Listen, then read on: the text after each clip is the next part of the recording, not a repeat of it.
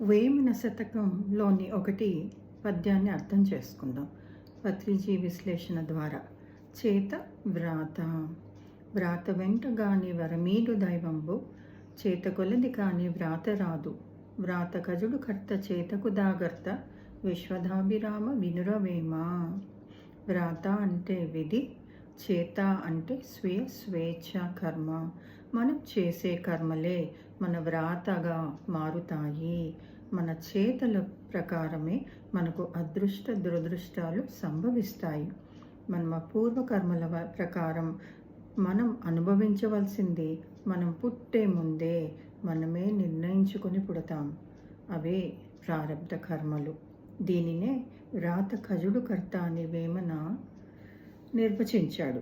అజుడు అంటే అజ, పుట్టక ముందు అన్నమాట. మన చేతులకు ఎప్పుడు మనమే కారకులం. మన వర్తమాన కర్మలు ఎప్పుడు మన చేతుల్లోనే ఉంటాయి. దీనినే చేతకు దాకర్త అని యోగి వేమన విశదీకరించారు.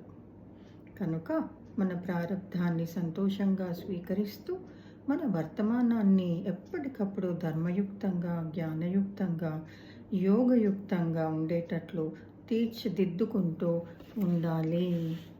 సంచిత కర్మల్ని తెచ్చుకుంటాం ఫ్రెండ్స్, ప్రారబ్ధ కర్మల్ని అనుభవిస్తాం. ఈ కర్మలు బాగుంటే ఆగామి కర్మలు చాలా బాగుంటాయి. వ్రాత రాదు, వ్రాత కజుడు కర్త చేతకు దాగర్త, విశ్వధాభిరామ వినురవేమ. వ్రాత అంటే విధి, చేత అంటే స్వీయ స్వేచ్ఛ కర్మ. మనం చేసే కర్మలే మన వ్రాతగా మారుతాయి. మన చేతల ప్రకారమే మనకు అదృష్ట దురదృష్టాలు సంభవిస్తాయి. మన పూర్వకర్మల ప్రకారం మనం అనుభవించవలసింది మనం పుట్టే ముందే మనమే నిర్ణయించుకొని పుడతాం. అవే ప్రారబ్ధ కర్మలు. దీనినే వ్రాత కజుడు కర్త అని వేమన నిర్వచించాడు. అజుడు అంటే అజ, పుట్టక ముందు అన్నమాట. మన చేతులకు ఎప్పుడు మనమే కారకులం. మన వర్తమాన కర్మలు ఎప్పుడు మన చేతుల్లోనే ఉంటాయి. దీనినే చేతకు దాకర్త అని యోగి వేమన విశదీకరించారు.